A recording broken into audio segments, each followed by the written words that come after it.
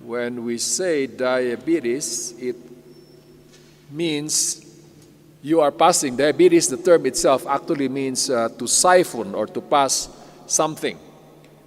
And when you say mellitus, that's actually something sweet.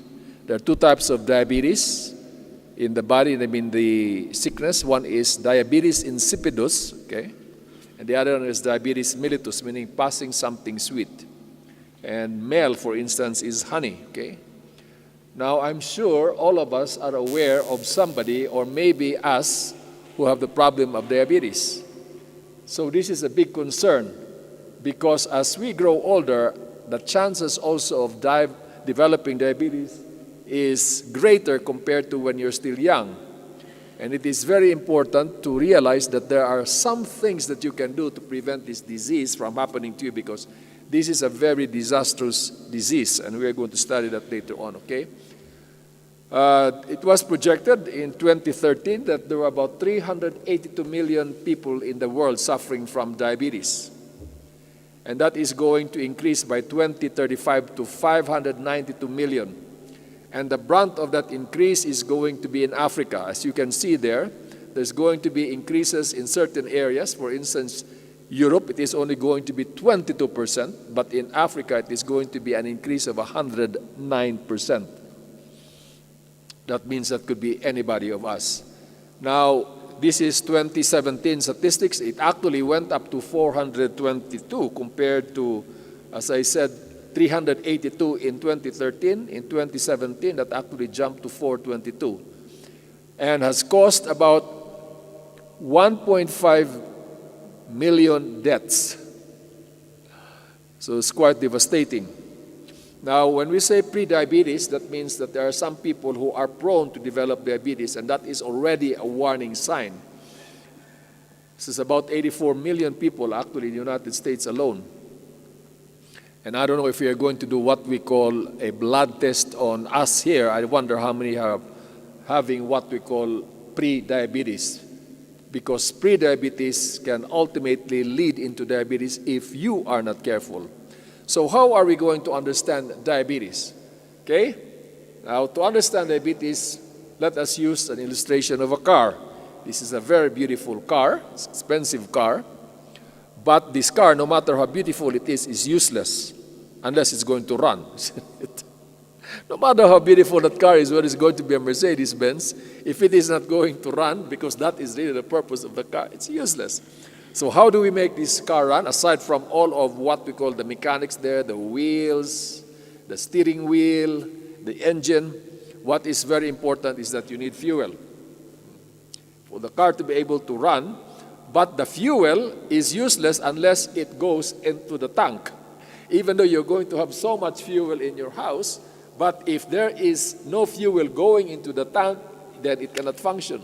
So the fuel has to go into the tank. Similarly with the human body, what is really the fuel of the human body? So for us to be able to walk, all of us walk today, coming here, you just don't think about it, that you need something to be able to walk, to be able to come here, aside from, of course, the normal of the body. And you need what we call glucose. Glucose is the petrol of the body. Now, we call glucose, layman's term, you call it sugar, but what we call technically, it is called glucose in the body. Now, you need a fuel, number one, for energy. As I am talking, I need energy. As I am breathing, I need energy. As I am actually talking and my heart is pumping, that needs energy. Without fuel, we are going to die, because it helps us to pump our hearts, to be able to breathe, to be able to function, okay? So you have what we call the basic functions, and at the same time, you have the other functions, the basic functions which are basic for life, okay? And where do we get the energy? Okay, as we said, in the car, you go into the petrol station and you load, and that's it. But in the case of the human body, you get it through food. So that's the reason why we have to eat, so that we can have the energy. Okay, so we have to eat, and after we eat, okay, this food we masticate, it is going to be digested, it is going to be the intestine, and it's going to be absorbed, and then it has to enter the cell. All of us are made out of cells, okay? So this is what's going to happen, okay? You have the glucose there, Okay? And the glucose has to enter. Okay? You have the glucose, okay, the fuel. But now how to enter into the tank? It has to enter into the cell so that it can be used as energy. Okay? And what actually makes the glucose to enter into the cell is really what we call insulin. Okay? Insulin acts as the key. Okay? There's a lock so that it goes into the cell. So without this key, the insulin is the key, the blood sugar will just remain in the blood. Now as this is insulin, okay, the insulin allows the cells to pass and then it produces actually energy here, okay? And we need all that energy for walking, for gardening, for hiking, whatever, swimming, and at the same time for mental work. This is what we call an academic institution, intellectual institution, and many of us are going to use our brains. And remember, you cannot use your brain without any glucose at all. You also need glucose even to say no to sin. Not to be able to actually make a decision of choice, you need what we call glucose. So you can say, no, I'm going to resist temptation. Of course, you also need glucose. Some people need glucose, whatever it is, for doing sin. So it actually is just neutral for doing good and doing bad, whatever it is. And what happens is that, like in the car, you actually have storage. You know, you have this tank wherein when you put the petrol, not everything is used immediately, but then you have a storage tank so that when you need the fuel, it just flows. And similarly in the body has also what we call storage, and the storage of glucose is in the muscle cells, okay, and in the liver, okay. These are where you actually are going to store glucose so that when the event, the body needs glucose, immediately it is being mobilized. So now, this is what happens, okay? This is the organ that produces what we call insulin. You have a healthy pancreas. Insulin is produced, and the insulin allows the glucose to enter into the cell. Now, there are two types of diabetes. One, diabetes type 1, wherein there is failure to produce insulin. The body is not producing, or it is not adequate. Then that means that the glucose cannot enter into the cell, so the cell is starving. Plenty of sugar around, but starvation. The other two is that you have insulin, the body is producing insulin, but it is not sufficient or it is defective. Just like you have a key, but yet the key becomes defective and you cannot open the door, you see. And ultimately, you see, this is what happens. In normal, you have sugar and you have the blood cells. This is the blood vessel. You have the blood and they're circulating. But in the case of diabetes, look at how many sugar is actually circulating in the blood system. And this is the one that is going to cause the complication. Because can you see, if you have only a little bit sugar that is needed to be transported to the various cells, then that is okay. But as it actually becomes so concentrated, that becomes a problem. So let me just illustrate, okay? This is the cell. That means it has to enter here. Huh? Insulin is the one that opens. Now this is the blood vessels. That means after we eat, okay, and there's what, okay, the blood should be red, but if I'm going to make it red, you cannot see, okay? So let us examine, let us just imagine that this is the blood vessel, okay? Let us just go back, okay? That this glass is actually the blood vessel here, okay? And this is the blood, but as I said, this is white or this is colorless, or else you cannot see the glucose, okay? Now let us say that this is actually what we call glucose, okay? So as we are going to eat, okay, this is what happens. And we normally have actually sugar in our blood, okay? So this is the sugar now. Wow, okay. We always have actually sugar in our blood so that in the event, okay, so now that's the sugar, because all the time we need actually energy. So if you are thinking so much, then the sugar that is in the blood will go to the brain. If you are running so much, then immediately the sugar is going to go to your muscle, okay? So this is the normal, okay? Now, this sugar needs to enter into the cell. You need to open, and this is glucose actually. So what happens is that sugar actually enters here, okay? And that is how we make energy. Okay? But what happens, okay? So if there is insulin, what happens is that this, what we call blood, is going to be cleared of the sugar just a little bit, so that you are just going to have enough sugar in your blood. But what happens when you are going to be lacking of insulin, that means the sugar cannot enter into the cell. Okay? So maybe you're going to have sugar, as I said, normal sugar this way. Okay? In your blood vessels. But if you don't have any insulin, you're going to have a lot of sugar in your blood system. It accumulates in your blood vessels and it is not able to enter into the cell. That's the problem now. And now you keep on eating. That means you're going to have more sugar, more concentrated, and yet it cannot enter into here. Okay? The more concentrated the sugar is, the more complications you have. And that is the problem with diabetes, because you see, we have a normal blood sugar in our bodies, but because the sugar cannot enter into the cell, your blood becomes concentrated. Sugar keeps on accumulating into your blood vessels, and that is the reason why you're going to have complications. And we are going to study those complications. Okay. Now, how do we diagnose diabetes? Okay, this is the diagnosis of diabetes. You're healthy, okay, I will explain what A1C is, but this is what we call the fasting plasma glucose. That means you are going to get your glucose level after you have actually not eaten for maybe 6 to 8 hours. That means you're not going to eat something at 12 o'clock in the evening, then we take your blood sugar at 8 o'clock in the morning, and this should be the level, okay? In the American system, it should be 99. In the British system, the highest is 55, okay? Notice this one, okay? Now, if you examine yourselves and it goes to between 100 to 126, that means you are pre-diabetes. That means you have a tendency to become diabetic. This is already a warning sign. But if you exceed 126, then definitely you are diabetic. And this is actually what we call the British or the European system. 7 is the magic number that you can say you're diabetic. But even at this stage, you already are going to develop some complications.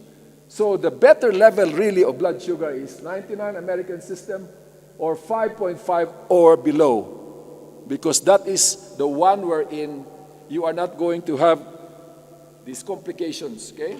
Now, the other thing that I am mentioning to you is what we call hemoglobin A1C, another diagnosis. What is hemoglobin A1C? It is actually based on the principle that red blood cells survive for 120 days. You know, when a blood cell is going to be produced, it survives for about 120 days, then it dies. During the time it gets exposed to what we call sugar, because every day we get exposed to sugar. And depending on the level of your sugar, that is how we can measure it. So hemoglobin A1C is actually a much better way of measuring because it shows you how the control of the blood sugar has been between 90 days to 120 days. So when we diagnose, we actually use the two, okay? Fasting blood glucose and also what we call hemoglobin A1C, okay? Okay, this is the principle of hemoglobin A1C. The normal red blood cell keeps being what we call attracted or being exposed to the sugar. But can you see now? Because there is a high level of blood sugar, then you have actually this high number of red blood cells being exposed to the sugar molecule. That is the instrument that we use. These days you can get it. Many diabetics should, all diabetics should actually have these instruments for them to be able to measure their blood sugar all the time. Okay? Okay, here are the early warning signs because many people do not think that they have diabetes. Many people do not actually suspect that they have diabetes. So here are the symptoms and the signs so that it is going to give you already an idea whether you're suffering from diabetes. Number 1, okay? When you are going to put your urine, or when you're going to urinate, you will notice that the ants are going to be there. You put your urine, for instance, in a small bowl, and after that, leave it, and you can find that the ants are going to be feasting on that because they can pick up the urine with sugar. Okay? When you see your urine and ants are attracted to it, that's a sign that you are having a high level of blood sugar. Number two, poor wound healing. Okay, when you have a cut, normally it takes about 3 days, and then it starts to heal, it starts to be covered, and after that 5 days, it starts to peel off. By about 10 days, it should actually be completely healed. Now, if you actually have a wound and it takes so long for that wound to heal, then that is a sign that you are suffering from diabetes. This happened to my aunt. She was walking on the beach and she cut herself with a shell. And she had actually a wound on her foot. And it took so long before it actually became even worse. And now they suspected because it never healed. The cut never healed, although it was a very small cut. And so they went to the doctor, and the doctor told her that you have diabetes and you have a very high sugar level. From the time on, she never recovered. At first, they amputated her foot, cut, and yet it was not enough. They actually amputated her knee, and she was all the time in bed until she died. And that was the only time she knew that she had diabetes, when that wound never healed, okay? So here are some of the signs and symptoms, okay? Number one, you are excessively thirsty all the time. Of course, during a hot day, feel thirsty, but if you keep on drinking water, that's one sign. And you are going to be all the time hungry. Want to eat all the time.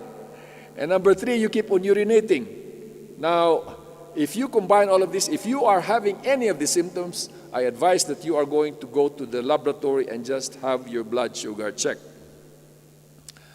These are the risk factors for diabetes, and I will just explain to you later on, okay? Gestational diabetes is the diabetes that develops when a woman is pregnant. Unfortunately, in some women, when they have pregnancy, their blood sugar actually rises. And then, after even pregnancy, their diabetes is going to be continued. So, watch out when you are going to be pregnant, because it can actually trigger what we call diabetes. Here are just the complications of diabetes, okay? And we're going to go one by one. Okay, number one, damage to the eyes. So now, okay, let me just see. Let me just go back, okay? This is the blood. And you have a little bit sugar in it. Okay? So that's okay, because that is normal. And if you're going to have more sugar in your system, okay, which is better, to have a blood like this or with heavy sugar? Tell me. Which would be actually better for you? Now, you have a high concentration of sugar, and your sugar keeps circulating, and it goes into your eyes. Isn't it? The blood goes to your eyes, and then you have a blood which has a very high content of sugar, like this. And that's the reason why you have complication. That's the reason why cataracts develop, because your level of sugar is high, that the sugar is going to crystallize, and you are going to develop cataracts. Many people have developed what we call cataracts. Not only that, but it is also going to affect what we call the back of your eye, the retina. Can you imagine? This sugar is going to be irritant to any parts of the body, a very high level. God made insulin so that when we take food and sugar, then the blood sugar level is going to be normal, so that it's not going to cause any problems. But the higher the blood level sugar in our system, the more complications you're going to have. So many people actually from diabetes become blind because of this. Number two, it's going to affect your kidneys. Again, because high level of sugar. And as the sugar passes into, as the blood passes through the kidneys, then it is going to cause irritation. And I tell you, the dreaded what we call complication of diabetes is what we call renal failure. And many actually go into renal failure because of diabetes. Diabetes and hypertension are the two causes of what we call the major causes of people going into dialysis. What do we mean by dialysis? Because your kidneys can no longer eliminate the waste, then you are going to be hooked into a machine, and the machine is going to clean the body for you. As we said, the kidneys are the organs that is going to act as a garbage when it comes to fluid, to remove all the garbage and put it into the bowl, into the urinal. But if the kidneys are not working anymore, then all of the waste products are going to accumulate and you can actually die because of that. So what we do when your kidneys are no longer functioning, we hook you into a machine and you actually are going to do this dialysis. And look at this lady, she's in fact knitting because it would take you about 4 to 6 hours to do this dialysis. And it has to be done between 2 to 3 times a week.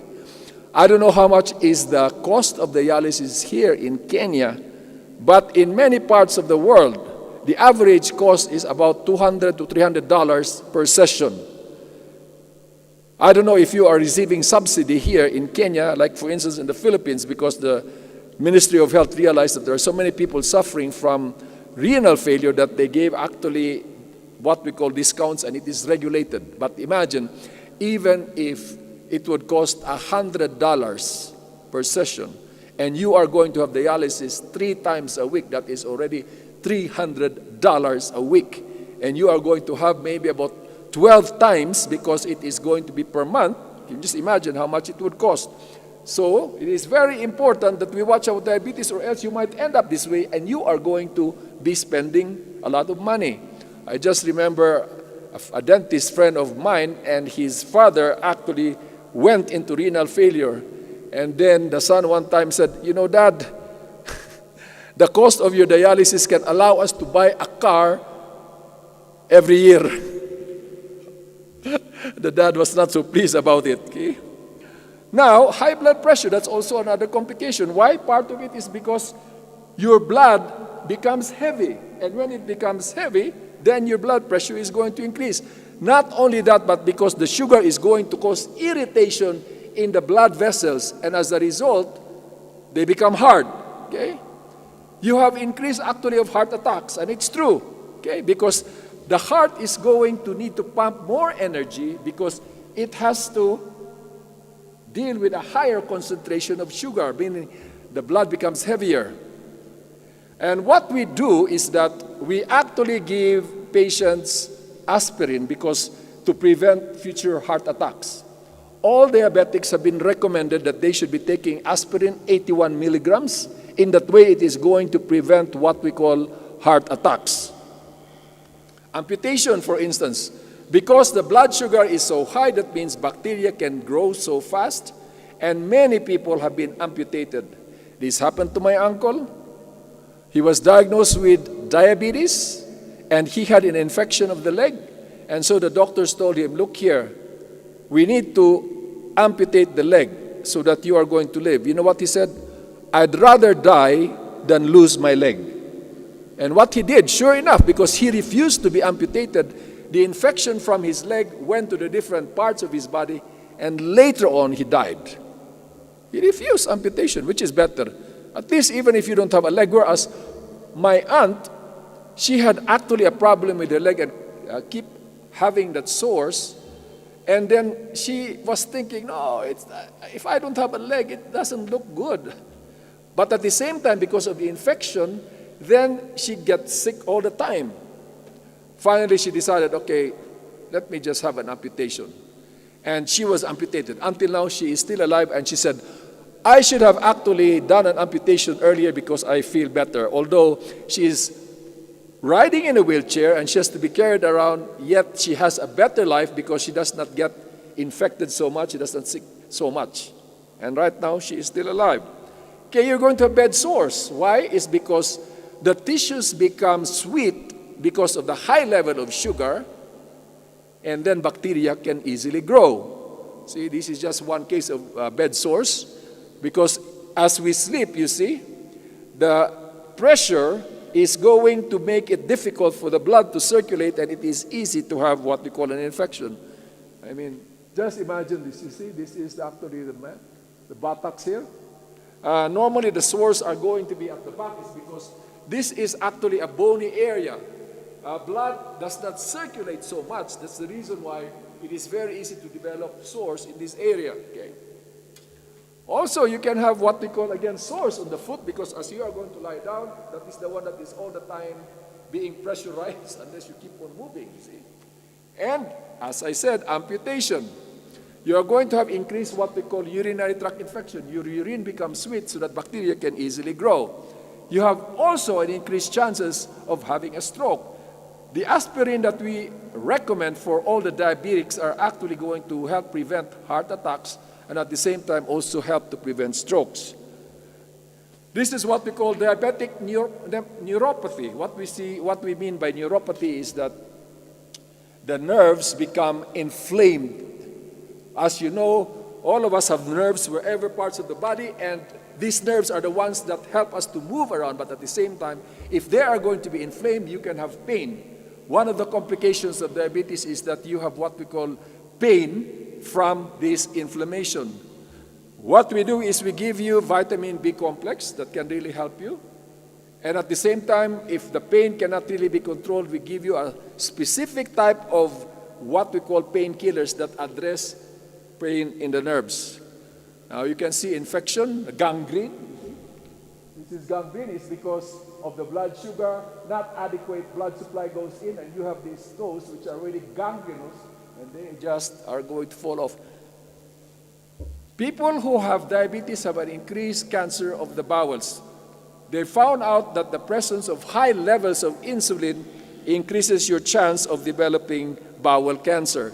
So our advice to people with diabetes that they should do some examination on your bowels called what we call colonoscopy to find out if you have cancer of the bowel. And erectile dysfunction. That means that the male organ cannot stand well because of diabetes. Part of it is because the blood vessels are affected. Number two, the nerves are also affected. What do we do? Okay? It is very important that you get treatment. The reason why we say treatment is because there is no cure, but there are medications that are going to help you. Once you're diabetic, most of the time you're going to be diabetic for life, and you have to constantly take these medications or else you are going to develop complications. The goal of treatment is to have your blood sugar at the lower level or at a normal level so that you are not going to develop complications. Really, the aim is that to prevent complications. And like for instance, if you are actually at pre-diabetic level, what we do, we just recommend diet and exercise. And to some people, these are able to help, but only for a short time. Then later on, you really need to progress into medication. But it has been proven that diet, by reducing the intake of food and exercise, have helped in controlling the blood sugar level. But it is only to a certain extent. When we are going to exercise, the blood sugar is going to be reduced because then the body is going to use the blood sugar. And then also, there is going to be an increased circulation of insulin. The pancreas are going to produce more insulin. So very important exercise. Okay, then you have medications that are going to lower your blood sugar level. There are so many of them in the market today. But what is important, always check that it is able to lower your blood sugar. There are some people who are taking these medications and they are confident, anyway, I'm taking medications. But when you check their blood sugar, the blood sugar still is high. Take medications and see whether that medications are working, that they are lowering your blood sugar. And of course, especially in type 1 diabetes, wherein there is really no insulin, then you need to have injection of insulin. And those who on type 2 diabetes are not being controlled by these medications, by what you drink, the tablets that you drink, then you shift into what we call insulin. Okay, these are the risk factors. Lack of exercise, meaning lack of physical activity. And this is the problem these days because most of us are just in the office. We are just sitting, okay? I advise that after you're in the office, then do some regular exercise. Unhealthy eating, that means you're eating high-caloric food, okay? Then, of course, overweight. That's why it is very important that we are going to have our normal body weight, family history. Okay, although heredity is there, but let us not be what we call shackled by heredity, because you can do something about heredity. Okay, this is it. Obesity and excess fat. It's one problem that we're facing. And we are facing what we call a worldwide epidemic of obesity. In America, for instance, they have found out that about 60% of the populations are overweight. Okay, let us see now. Okay, this is Kenya, overweight, obesity. This is actually between 15 to 19 years old. Okay, so you cannot see. Overweight, obese. That means you have a high percentage. You cannot see that, but you can see that in 2014, okay, 2014, among 15 to 19 years old in Kenya, you have actually 2% obese, and you have actually 11% overweight. So about 13% of those 15 to 19. But then, in 2014, for those 20 to 24 years old, you had about 3% obese and 18% actually overweight. Okay, let us go there. This is from the Kenya Star, I think, yeah. Kenya women are the 9th most overweight in Africa. The number 1 country which has the highest number of overweight, Swaziland, Lesotho, Gabon, Ghana, Mauritania, Zimbabwe, and then Kenya is the 3rd. Okay?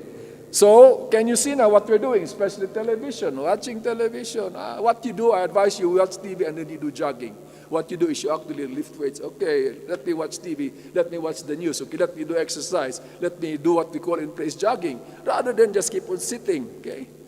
And of course, the food that we are eating, all of these high calorie, you have soft drinks, and you have actually all of these hamburgers and burgers.